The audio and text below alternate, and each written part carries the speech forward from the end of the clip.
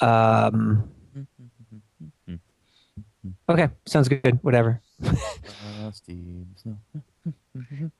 It's March. Yeah, but Frosty it's the snowing. Snowman. Oh, is it snowing by you? It's snowing. It snowed every hour and then melted like the next hour, just like Thanks, 8 times. George Bush. I'll show you something Uh-oh. that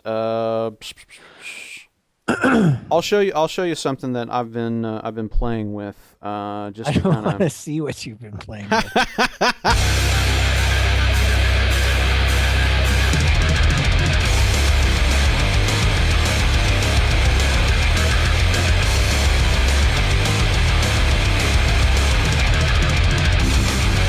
This is Epic Battle Cry Skirmish 229. A rift between us. Hello and welcome to Epic Battle Cry. This is the place where we cut through the crap to bring you the real deal in the gaming industry today. I'm your host, Tony Grice, and with me, as always, is Daniel Kaiser and Brent Adams. Daniel, how you doing this week, man? I'm doing great, TG in 3D. I'm sober this week, so that's a good start. Oh, Yeah, I think know. you just became sober, though, like yeah. just today. That's how... It takes like 4 days, especially around St. Patrick's Day. I don't know why I'm Italian, not Irish, but you know, when in Irish on St. Patrick's when in Day. Ireland, do as the Irish do. That's what they always say. But anyway, I'm doing great, you in and Ireland? it's officially spring. Spring is sprung, and you know, I was going to make And a it joke snowed. about It being snowed sprung. today as a Yeah, result it of that. snowed, and it's snowing here in Denver, and then it's 60 degrees, and then it snows, and then it's 60 degrees. So it's a lot of back and forth, kind of like the way we are on important gaming topics. Very cool. Well, it's good to hear. Brent, how about yourself? How you doing this week? What's up, my rebels of rampage? My Imperials of impalement? How the fuck are you? Jeez. So, Wow. so I take it your daughter I is think not Brent napping. is slowly going insane. Like, I really do sort of Slowly? think I was about to. it's taken 5 years. I think that's pretty slow. Come on, I've been waiting 229 episodes to pull the Rebels and Imperials gag. Come on. I think, and it's well worth it based on the main topic, and I think you've done a good job keeping that one, up your sleeve, and I kind of wish you'd put it back. Up my what? All right. Well, we have plenty of stories to go through today, so let's go ahead and run through the gauntlet. Gauntlet! All right, guys, we are here in the gauntlet, and the first bit of news, we got some exciting news. If you are a fan of the Assassin's Creed franchise, we've got our first little teaser look at the new game for that franchise. DK, what's it called, and do we have any idea what it's about? Yeah, we do. Assassin's Creed Unity had leaked onto the interwebs, prior to That an never official reveal by Ubisoft. But succumbing to the pressure, they did announce what is allegedly one of two upcoming Assassin's Creed titles. Assassin's Creed Unity is a thing, and we did get to see some early screenshots of the game through the leak, like I said, but an official teaser that confirmed the game setting of the French Revolution has been released this past week, and we do know that the game is in development for next-gen platforms, Xbox One, PlayStation 4, and PC, and coming this holiday. So that is what we know thus far. We don't know about the other title, or at least we don't know much about what the other Assassin's Creed title that is supposedly going to be announced very soon is. But what did you guys think of the initial teaser, seeing Assassin's Creed enter the next generation of consoles? Were you impressed by what you saw? What do you think about the French Revolution setting? Is this a case of Assassin's fatigue, or are you still down with the Creed? I'm still kind of on the periphery of this series. I own a few of the games, never played one of them to completion. I hear really great things about Black Flag. I've not played it yet. Time just hasn't allowed for it. So, in some ways, I still don't feel like I still don't feel like I can adequately tell you whether or not this is what the series needs to do, where it needs to go, etc. As far as how it looks pretty damn good based on what we're seeing here. The fact that it's a next-gen only title is certainly encouraging. I think the French Revolution is certainly an interesting period in history, and there's all kinds of opportunities there. Yeah, it's going to have Napoleon, so it should be dynamite. I'm so glad I was here for that. Alrighty, but anyway, so everything about the premise for the game I think is pretty positive. As for the Assassin's fatigue factor, and whether or not the yearly installment is just whether it's going to be able to maintain people's interest and whether they're going to be able to keep delivering the goods. I mean, Black Flag was a big deal. People really, really got into Black Flag because it did a lot of things that the series had done before then, but just put things together in such a really good recipe. If they can keep doing that, if they can keep innovating and keep tuning and maintaining all the things that are working, and manage to bring some new things to the table, then I think that they will be able to keep people interested year after year. But that's all going to come down to whether or not the quality is ultimately there. Yeah, I mean, I think you're definitely right. I'm not the hugest Assassin's Creed fan as well. I've played one or two of the games, but again, like you said, not to completion. It hasn't gripped me like it has some other people. I will say the game, at least this little tiny bit we got to see, looks great. Oh yeah, and it does look like I think making the call to sort of drop the you put on the chopping block, if it were, the old consoles, just to move on so you can get better better graphic fidelity, maybe some new mechanics that are only doable in this new hardware space. Maybe the crowd reactions when you're moving around can be enhanced by the cloud processing with Microsoft, or some feature that we haven't had before.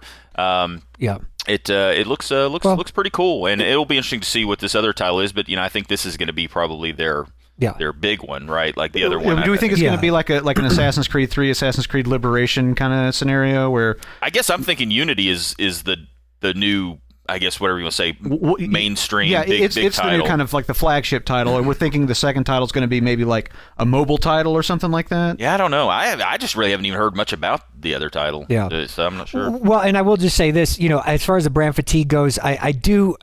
It does feel like this was a big thing that people were excited about, but it is getting less and kind of less. The same game, right? I mean, that's the thing that I don't know. Like, is it really stretching? Which, I mean, it's also hard to do that without kind of losing, I guess, maybe the fans. I talk all the time on the show about how it's about how you say it, not exactly what you say it. I think that it's the perception that they just announced another Assassin's Creed game, blah blah blah blah blah.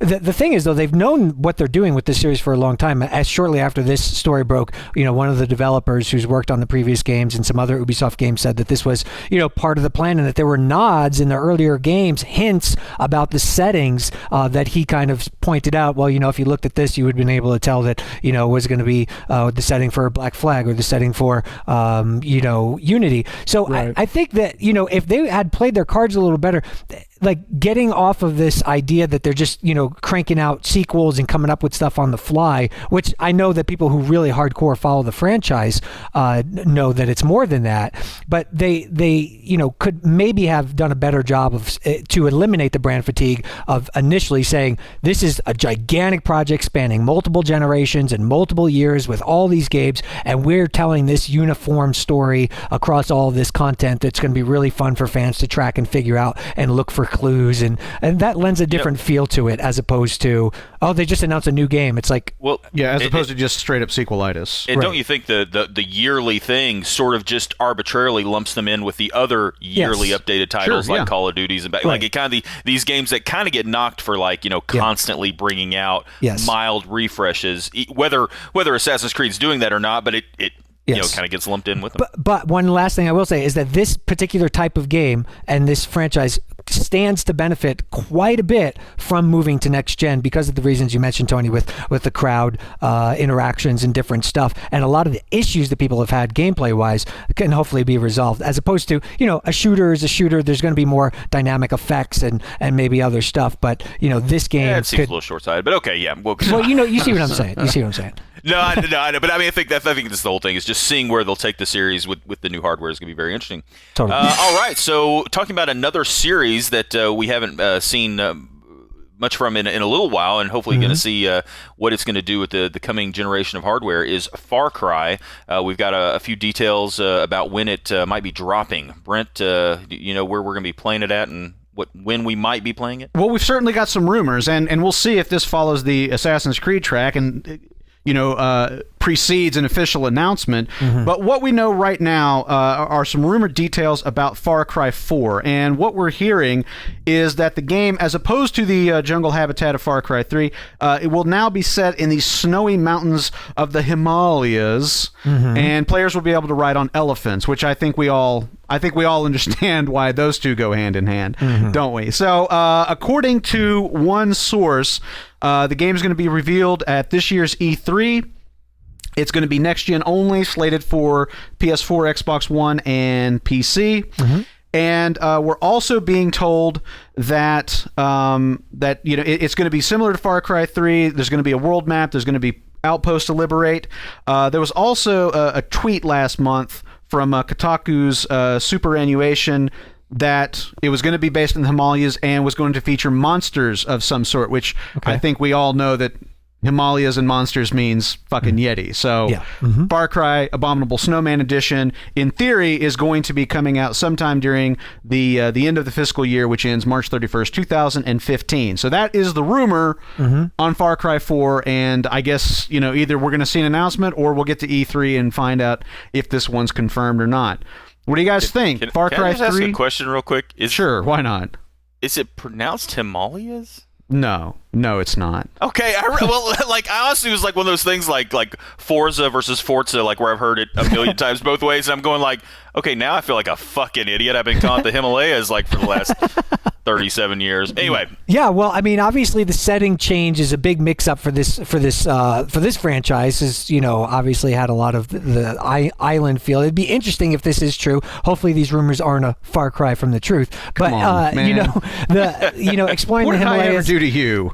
Exploring the Himalayas with elephants and snow and yetis and stuff sounds fun. I mean, they did a great job with the last game. It was a little, I enjoyed it, but it's still a little intense for me. I mean, just the story and the characters for my personal liking. But I'm never going to go party on an island with my friends after playing that game. But anyway, I'd be interested to see what they do with this. The Far Cry franchise is big for Ubisoft, and I do suspect that we'll see this at E3 if they are planning, in fact, to bring it next year, early next year. So it should be one of the games at E3 that can steal a lot of headlines, especially if the setting warrants some new gameplay mechanics and things that we're hoping for by being a next-gen only title.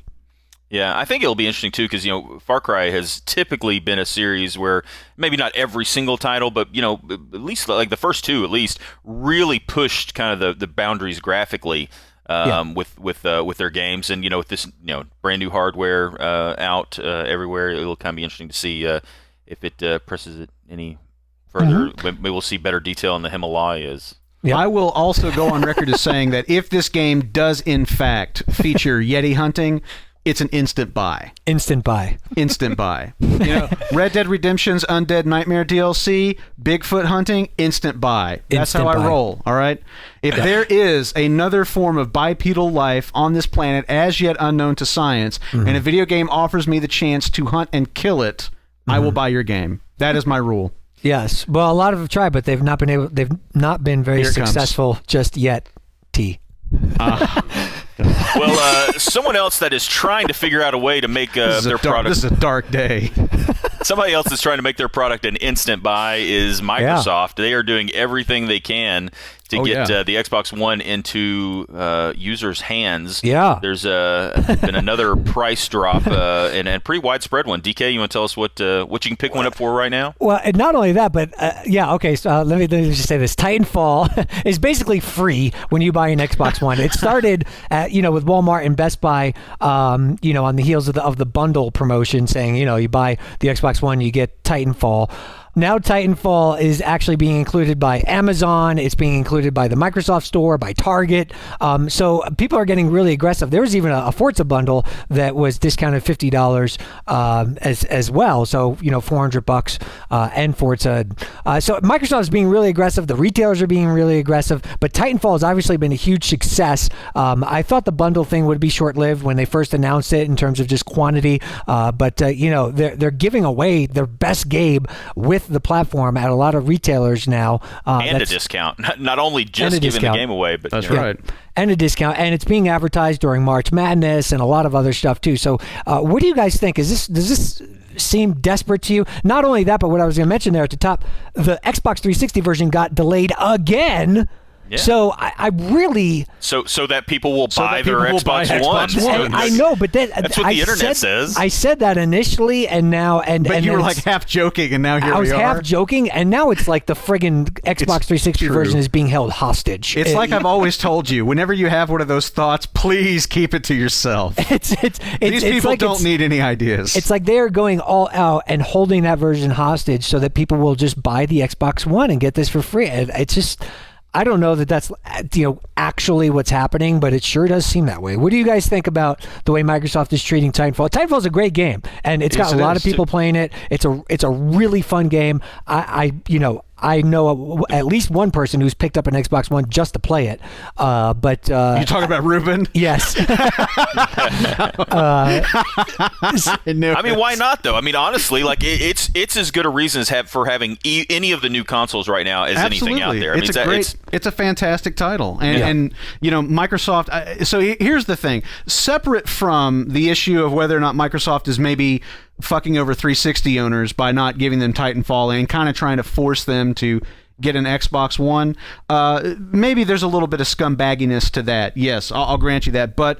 That aside, this is a smart strategy, and I think that it's paying dividends. And there's a few things about this that are of interest to me. Number one, the fact that the console is getting discounted down to $450, and briefly, I think on Amazon it went down to $400. There's been twice, like Microsoft Store and Amazon in the last 2 weeks have both dropped it for a short period of time to $400. Exactly right. So number one, with the game. Well, more importantly, with the Kinect camera, because remember, I mean, the whole reason that the system costs $500 was for that goddamn Kinect camera, and now we found out, oh, gee, maybe it wasn't quite the profit-eating thing that everybody thought it was going to be. So number one, I think that this speaks to the fact that they probably should have released this thing at $400 to begin with. In my opinion, I think they had PS3-itis. I think they came into this generation big dick swinging, thinking we can charge whatever the fuck we want. We're Microsoft. We got the next Xbox. And they weren't expecting Sony to just come in and fucking clobber them. And they got caught off. I think they got caught off guard by how much momentum Sony had going into launch. And now they are desperate to really get back in the fight. But that's a good thing. The fact that the console is already dropped $50 within the first 4 months of launch is a great sign. And the fact that we're seeing it dip as low as $400 briefly, I mean, who knows where the fucking thing is going to be this Christmas. So if there's any excuse to get an Xbox One, or excuse me, if there's any good excuse to get an Xbox One, I would say it's a price drop and a really, really great game. And this bundle delivers both of those things. So I think that it is a sound strategy, and I think that it will benefit people looking to get the Xbox One, though I agree that not releasing the game on the Xbox 360 does appear to be a move solely designed to force people's hand in upgrading, and that maybe not so great. Well, and it also, like I said, once we've talked about before, that I think in the long run, these sort of negative points on Microsoft probably aren't going to hold a lot of weight, too far down the line. Yeah. But when they keep doing stuff like this, I think it actually starts to get worse. When you keep screwing over your 360 fan base, when you keep screwing over your early adopters. Because, I mean, at this point, people that bought it day one have now spent $160, or, I mean, plus tax, whatever you want, more than some people have been able to pick up that exact kind of piece of hardware, not 4 months later, or 5 months later, I guess. And it just really... I will say that is starting to kind of frustrate me a little bit, and I don't know if whether it's Microsoft just being really smart and they're like, look, we need to get it in people's hands now so that we can get people that hey, I've already got an Xbox One, there's no reason for me to go get a PS4 down the line, or there's no, hey, there's most of the new games I'm looking are coming out on both platforms. If I go ahead and get an Xbox One now, I'll have it down the road. Or if this is genuinely them sort of just scared and wanting to get out there. I don't know if this is a good practice, like they kind of think that this is a good thing, or if they really are just kind of panicking. It feels like they're testing the market. It feels like they're trying to figure out what they can get away with. Testing, it's one thing, but man, they're just, I mean, really... This is fucking Microsoft. This is they don't a need to pretty test huge the market, price right? drop. We don't see these kind of price drops in usually the second year, like the 2-year point when price drops happen. $160 in some cases with the biggest game that they have going. I don't know. It's actually kind of odd, and it does really, I think, show the impact that the PS4 really has had in terms of. I think a lot of it is the hardware. I think they are genuinely starting to see some. There's a lot of rumors that hey, people basically that Respawn can't wait to get Titanfall 2 out so that they can go multi-platform. Just because I think the sales have been limited just because of how this deal went for them this time around. All right. Well, last but not least in the gauntlet, even though this is not been a long one today, we have the announcement that the Oculus Rift is getting its second version of their development kit. And I think the only reason the story's in here is because it's named DK2. DK, if you ever had a miniature clone made of you, promise me you'll call it DK2. Because one DK isn't enough. All right, so Brent, you want to tell us when this is coming out? And July. All right. Is there any other information you'd like to have? No, so How much is it? The DK2 is going to cost $350 at launch, and the first batch are going to be shipping in July. We heard from Oculus Rift's Palmer Luckey that the DK2 it makes a number of improvements that we saw in the Crystal Cove prototype, such as the low persistence OLED display that features 960 by 1080 resolution per eye. It also is going to integrate the low latency positional head tracking with the external camera that they showed off. That's going to provide for that 6 degrees of freedom that everybody has been hoping was going to make it into the Oculus Rift. So again, the whole virtual reality thing gaining more and more ground. Obviously, we talked about the Project Morpheus from Sony, and Oculus is really beating this path. They've got Valve working with them now. Valve seemingly abandoning its own kind of virtual reality efforts and deciding to just pour their R&D and their knowledge base into helping Oculus.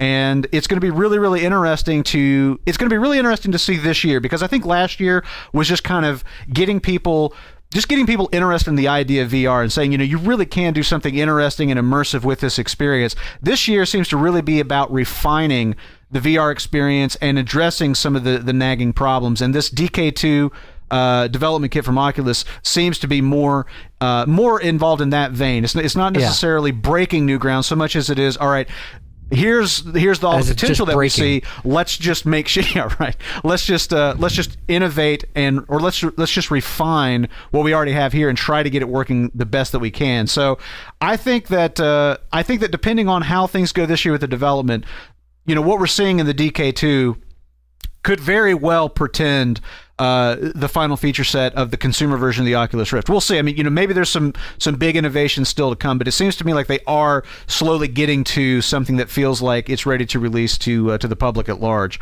Yeah. What do you guys think about the refinements in the DK2 specifically, and also overall, just like where Oculus is as far as selling gamers on virtual reality? Well, I always said DK needed more refinement, so... I'm just kidding. Yeah, I mean, I'm on the fence with the whole virtual reality thing. I think it's something that the industry is going to pursue. There's a lot of people behind it. There's a lot of interest in it. There's a lot of independent things. I mean, the looking at the Prometheus from. I'm sorry, Morpheus from Sony. Morpheus from Sony. It's like, there's a lot of chatter just about, the hardware requirements to push a good VR experience, and then the independence of the actual devices themselves. There's all these factors, including, designing a game solely with this in mind, as opposed to, just making this adaptive to current gaming experiences. There's also issues of how this will play out with, just the way humans want to interact. I mean, a lot of people play games. You're talking about most games, you look at games like Assassin's Creed and Thief and Batman, you're talking 20, 30, 40 hour experiences. Are we going to want to wear headsets for that entire time to play these types of games? Or are the question is, will we want to take the headsets off afterwards? Yeah, I tend to kind of agree with that. Like to me, I was being sarcastic. No, but I'm serious. Like to me, if the experience of VR gaming really offers something profoundly immersive and and really fundamentally changes the level of interaction you feel like you're having with the game. I kind of tend to think it's the other way. Like how are you ever going to break away from that? Well, I mean, I want to be able to actually see my grandkids and keep my vision, so I will break away from it, so it doesn't burn out my retinas. But no, that's all to be explored. Like we don't know, what this is going to be like, and I'm adopting the position of like, seeing is believing, quite literally in this case. So I want to experience something that convinces me that this is something I need. But the track record for these type of peripherals and stuff isn't very good. And for me personally, I think that this might be the beginning of some other type of experience that we see, not necessarily to replace our traditional means of gaming, but to augment or complement in some sort of way. So we'll see.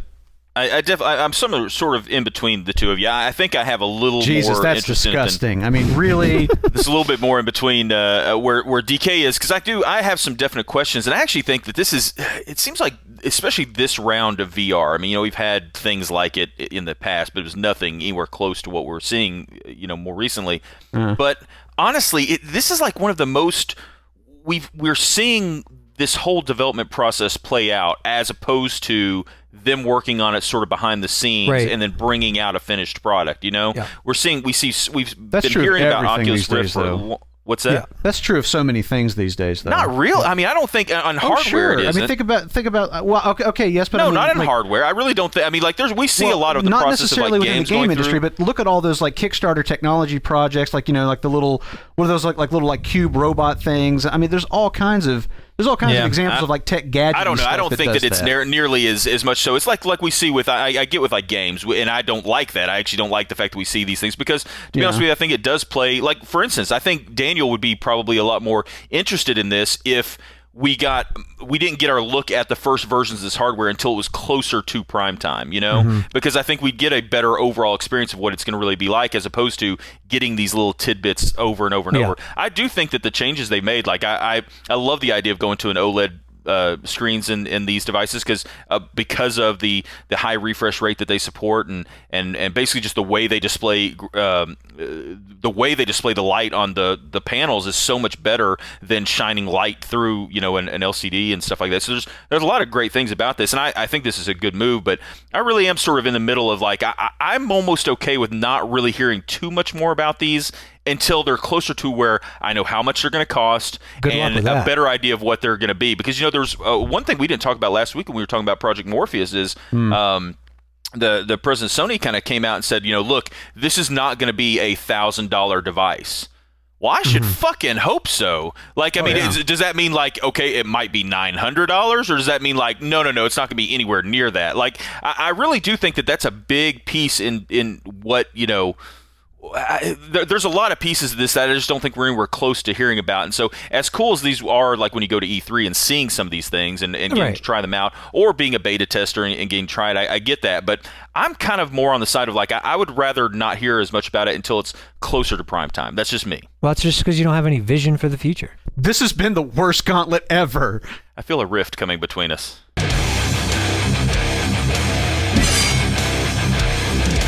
All right, guys, well, we are here in the main topic, and, I'm just going to go ahead and throw it over to Brent before he loses control of himself. His pants. We're going to talk a little bit about... I lost control of my pants a long time ago, buddy.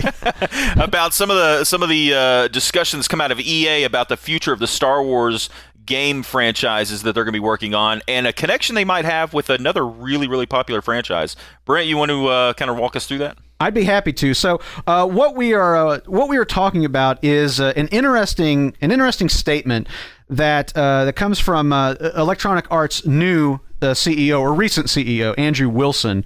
And what he said is this, quote, "What Warner Brothers did with Batman was take the core roots of that IP and manifest that inside the walls of Gotham City, and delivered an interactive experience that had real ties to what you would see in the films and what you had read in the comics, while having its own life because it could provide such deep and more immersive storylines. When we look at the Star Wars properties, that's how we're looking at it. We're not trying to build a game that replicates the story of any particular film. Now, we already know that EA DICE is working on a Star Wars Battlefront game, and that's enough of a reason for Star Wars fans everywhere to get their pants off right now. Yes. Okay, in addition to that, we also know that Visceral and BioWare are also going to be creating Star Wars games. And You said BioWare! There's rumors that that one of these games is going to be some kind of open world title. Okay, now, I think that the thing that I'm encouraged by in this, despite the fact that it's EA, although maybe it's noteworthy that the EA finally lost the most hated company in America title this year to Time Warner Cable. Maybe there's improvement on the horizon, but despite the fact that it's EA, and I think that people are rightfully skeptical about EA as a game publisher, and they've certainly done things that I think are detrimental to the industry in the past, but I have to say that I think that what he's talking about as a strategy for the Star Wars games, and looking to the example of the Batman Arkham series over at Warner Brothers, I think is really fantastic news. I think that this is exactly the kind of thinking that I would like to see go into whatever the Star Wars titles are going to be that they're working on, assuming that they could deliver the same level of quality that Rocksteady brought to the Batman Arkham series. Assuming they could find a developer that's got the passion, the creativity to really do something with the property that kind of brings together the best aspects of the IP and fantastic, rewarding gameplay. If they keep to that strategy, then I'm all for it. I really, really think that this is a positive bit of news from Andrew Wilson. What do you guys think? Are you excited like me or skeptical? No, I'm excited, and I think the important part of this is the fact that video games as its own medium, it really, I mean, it has obviously in the last decade separated itself, created its own unique market and its own unique identity. But when attached to big brands, Batman really was, the Arkham games really are some of the first examples of being able to show independence from having to be tied. I mean, for whatever reason, early on in gaming's infancy, games would come out in conjunction with movies, in conjunction with this, that, and the other thing, because it was a way of piggybacking onto something with more exposure. But when Arkham came along, it was saying, we're our own thing, and we're our own experience. We're just in the same universe, and we're going to do something really neat and bring in all these ties from the movies and the comics and all these characters that And the fact that EA is recognizing that strategy is the way to go, because that strategy allows these very diverse studios, ranging from DICE to Visceral to BioWare, all great studios. It allows them to do what they do best, and just do it within the universe. And I think it's a great thing that we're starting to see on this scale. Especially, it doesn't get any bigger than Star Wars when it comes to an IP, and the fact that Electronic Arts has an agreement for 10 years with the IP.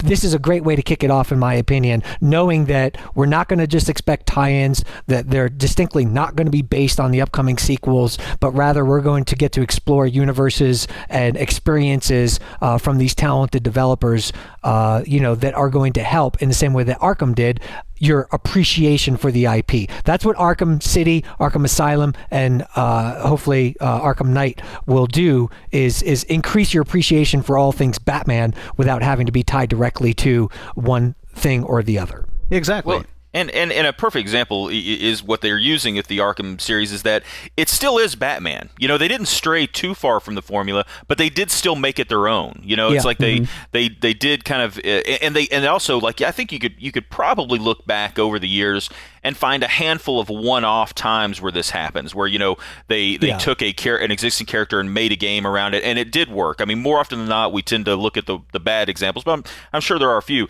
The great thing about this was it was a series. They've now made an entire franchise based off of this, and it's still stayed fresh and a good gameplay experience over all that time. So I think it's a great way to go. And like you say, I do sort of hate the idea that one company has already locked in 10 years worth of a deal for Star Wars games. That's sort of on the surface. I don't disagree with you. Yeah, on the surface, that sort of just bothers me because I'm like, well, this is all good, well and good that they're saying this now, but what happens when they are EA and don't necessarily make good on this promise?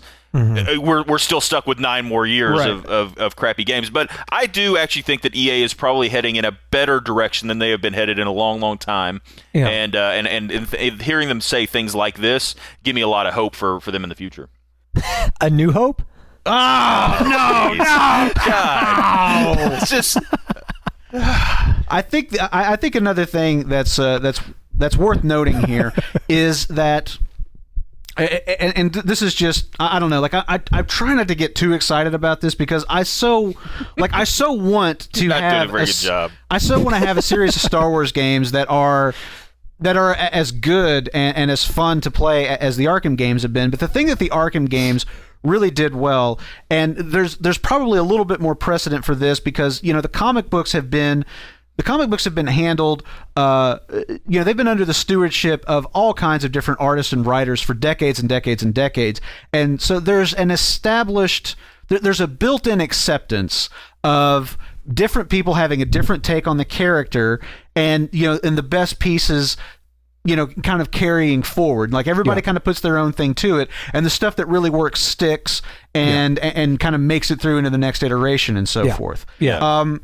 Whereas Star Wars, because it really does spring from the singular entity, the Star Wars films, I think that there traditionally has been a little bit more of a reticence to expand and go in new directions and stuff. And I think that's one of the really smart things that BioWare did with Knights of the Old Republic or the Old Republic MMO was, giving themselves the freedom to invent their own mythology within that sandbox by going back in time and doing all those kinds of of stories that predate the canon or whatever. Yeah. I think I'm not necessarily advocating like, all these games should be set 3,000 years in the past. I'm simply saying that I really they don't like necessarily the fact, have to come from the core. Exactly. I like the fact that they're saying, look, in the same way that Batman is not necessarily tied into a like a Batman film or any specific Batman comic series or whatever, we're going to just take the mythology of Star Wars and try to tell good stories and make great games from it. And I think that is the single thing that I'm most excited about this strategy. Right. Hopefully, it pans out and yields good results. But well, and just one last thing, the guys at Rocksteady and everyone behind the ARKHAM franchise, they had a little bit of an easier challenge in that, we're talking about the story, we're talking about the universe, we're talking about settings and characters, but ultimately the gameplay of ARKHAM series has really succeeded in doing one thing, making you feel like Batman, and that is very core to the success of that franchise. Agreed. But the thing is, that's a very identifiable thing for a game developer and a focused goal. There's less of a focused goal in what it means because of the diversity of the characters throughout the Star Wars universe and just all the different types of things that are involved with making you feel like you're in Star Wars. It's a broader goal that isn't going to be as uniform across these different games. So although think about like if somebody decided to take like a page from Rocksteady's playbook and say what Rocksteady did for Batman combat, we're going to do for lightsaber combat. That's what I was going to think about how cool something like that could be. Something like The Force Unleashed. Like I remember when The Force Unleashed first came out and all the things they did in terms of like how you could use the lightsaber and your force powers. Yeah. I remember that being like really pretty impressive. I don't know that the game necessarily when it was all said and done but I do think that they there was that feeling that they were really trying to make it feel like what people wanted, when kids want to be a Jedi, what they want it to sort of be like. Yeah. And I think that they can definitely do it. I will say, though, that is the thing that's kind of interesting is, how, Rocksteady really did hit that sweet spot with the gameplay that worked really well for a game and matched the character and the world very well. It wasn't just like, we just made an engine that worked with this. I think they kind of melded together perfectly. Yeah. I do sort of struggle to know because a lot of people have tried it and not really ever hit that perfect mix of how to make the Star Wars world really play interestingly. So I think they definitely have a challenge, but I think they can do it. Yeah, I hope they implement a lot of great mechanics, but also at the same time, I hope they don't try something so crazy that it just feels forced. Ah. You know what feels forced?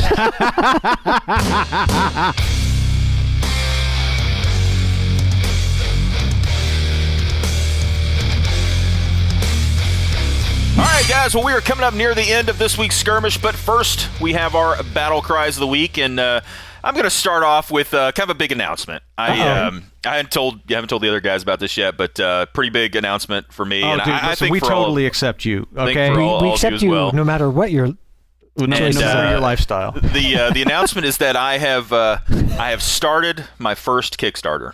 Have you? Yeah. Great. Yep. It's called Buy Me a Titan Z. For those of you who don't know, the Titan Z is what's the reward NVIDIA schedule like? The NVIDIA graphics card they just announced today. That is $3,000. $3,000. And but hey, whoa! Before everybody memory. gets crazy, I will be playing games with this all the time. So there's that. You get to subscribe to Tony's Twitch stream. You could watch me play on Twitch, if I ever decide to stream. But here's the thing. Even if I don't decide to stream, take solace in the knowing that I am playing games on it. There you go. And I also want to tell you that I've got some stretch goals. And those are 2 Titan Zs and 3 Titan Zs, because my motherboard will support up to 3 graphics cards. So here, I'm just, give as much as you want. And I think we can make this happen. I think if we really pull together, I can have 3 Titan Zs in my case, and you'll never ever hear of me again. So actually, that might be incentive enough to do it. I don't think I will. I'll probably stop doing the podcast if you all buy me 3 Titan Zs, because I'll just be playing games all the time. Okay. So that could be incentive for some people. What games right now do you think would really, really be able to take advantage of this? Nothing. Yeah. Like, literally, if you look at the specs, like, literally, they're saying that they could play, like, current generation games, like, stuff that's out right now at like, 60 frames or 120 hertz at 5K resolutions. Like just ridiculously crazy specs. It's got 12 gigs of RAM. I saw that. It has 12 gigs of RAM, if you heard me. It has 12 gigs of RAM on a single card. It's insane. It's stupid. I want one. Please buy me one. Isn't this just kind of a supercar? I mean, isn't this just loud, shouty, insane, and completely impractical? I mean, honestly, the Titan cards are completely impractical, in my opinion. I mean, those are like $1,000 cards or $900 cards. Right. I sort of see, like, from a personal standpoint, there's no way I'm spending that kind of money on it, but at the same time, you still can feel free to buy me one.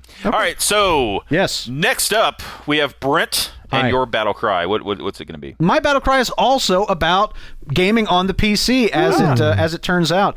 There was an interesting quote from Phil Spencer during a roundtable discussion at GDC, who was asked about Valve and, of course, the Steam Machine platform and Steam OS.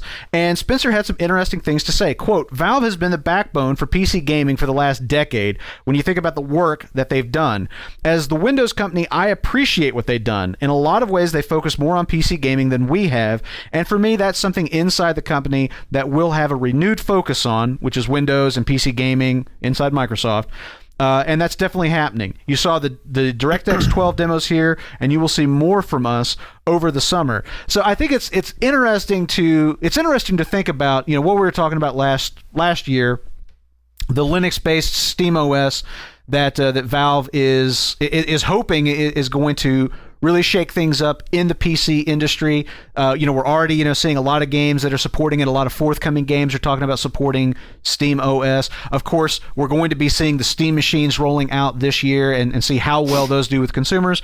And it's just kind of interesting to see Microsoft react to this, I think in a very, very diplomatic way, but I do think that Microsoft is paying attention to this, and I do think that Microsoft perceives that they need to do something to try to get people back over to their side of the camp, because as Spencer rightly points out, Valve really has been focused on PC gaming, and they've been the backbone of PC gaming for a long time. They are a big mover and shaker within that industry, and so I think that it'll be interesting to see how Valve slowly slowly, works this strategy, and just how competitive it ends up being with what Microsoft's trying to do. I'm very curious to see, what track Microsoft takes to try and maintain what they've got and convince people to not jump ship to SteamOS or a Steam Machine, etc.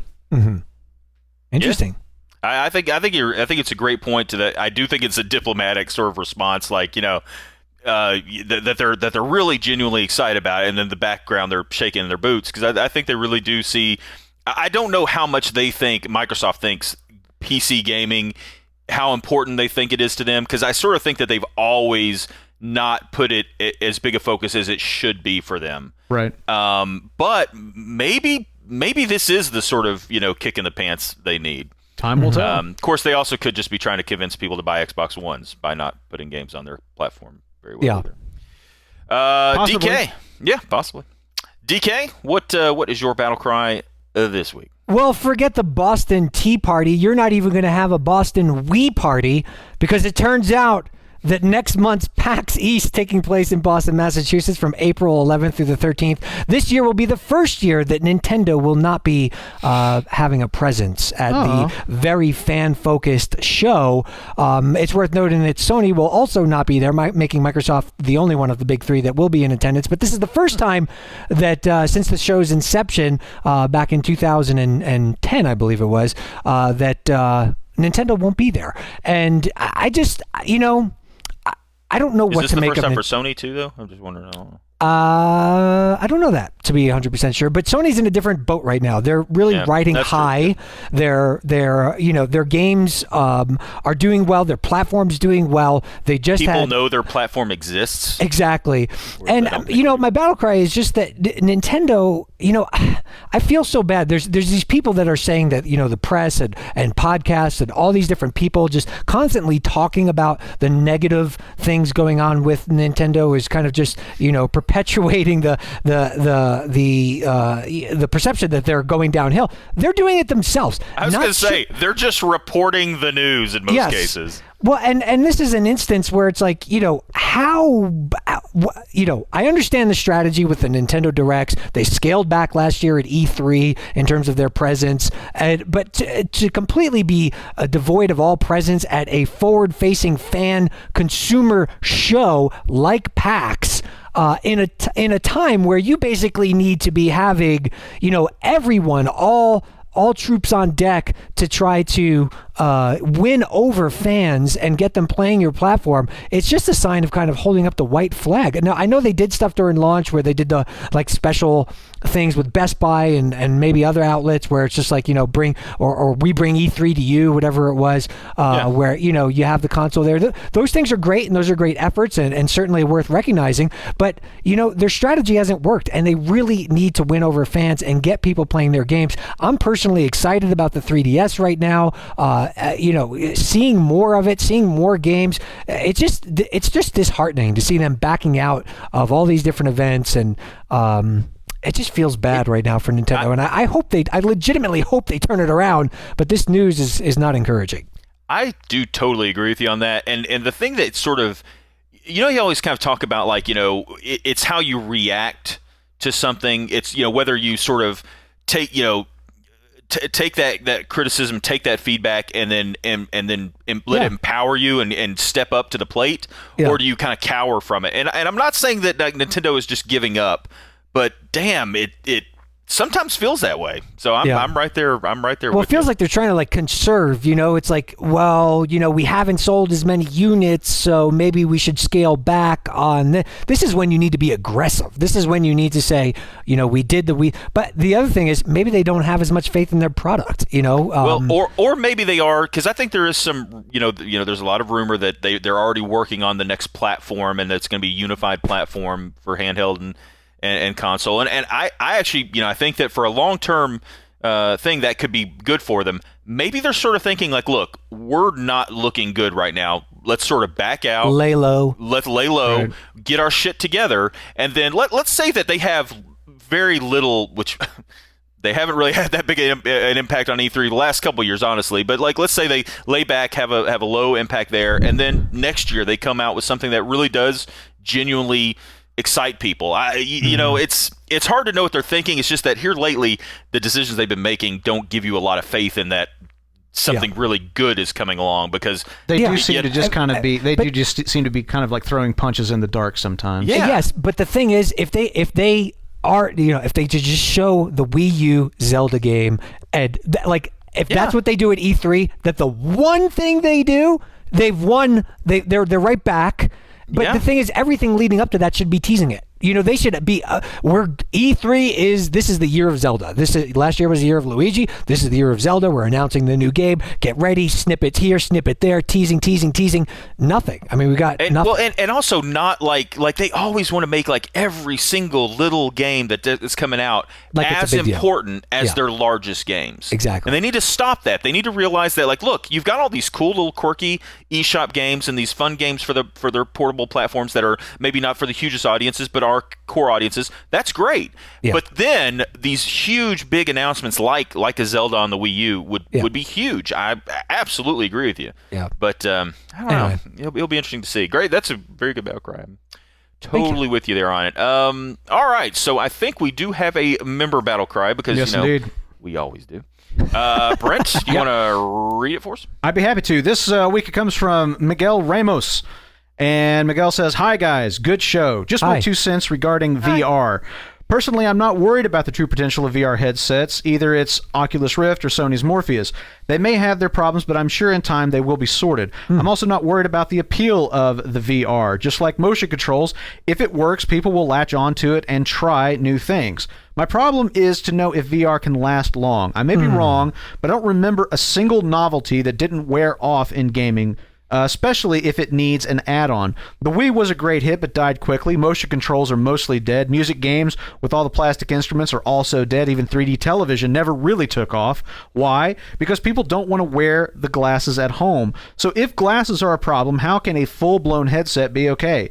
I really do believe people will get excited. It will be a success and die in 4 or 5 years. People want to sit down, have a way to control the game with their hands, and want to be free from anything really attached to their body or any real physical effort. There will be a subset of gamers that will love it and cherish it, but true mainstream, long-lasting appeal is not something that I foresee. Of course, Sony and Microsoft need to get in the next big thing, either it being a fad or something more substantial. They cannot afford to be the odd man out, so there will be an arms race for the future of VR, and in a few years, it will be something else. And that something else is a direct brain-computer interface. No.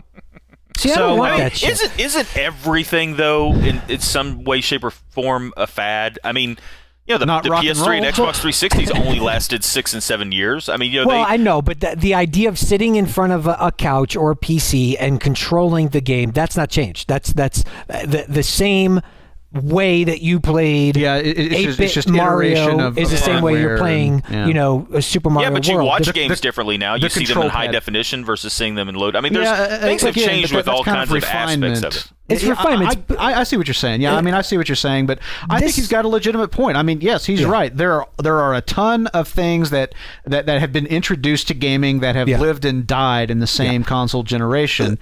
And he's totally right. That very well could happen with VR. The question, the fundamental question of whether or not it will is, will VR offer something in the experience that cannot be duplicated any other way and is substantially more desirable than what we have in gaming now? Yes, and that's the question. That is the question, and for me, the answer, you might think I'm crazy, but this is what I was kind of alluding to earlier on with the Oculus Rift thing. Yeah. I strongly feel that the point's being made here that people don't want to strap on a headset in the house and walk around and trip over their drinks and hit the coffee table. And that's a very, very small segment of the market. But I think we finally have reached the point where the hardware and the technology does allow for a compelling virtual reality experience. I might be crazy, but I see offshoots of both the PlayStation brand, perhaps the Xbox brand, in delivering experiences of the virtual reality variety in controlled environments. We've lost arcades over the last 10, 20 years.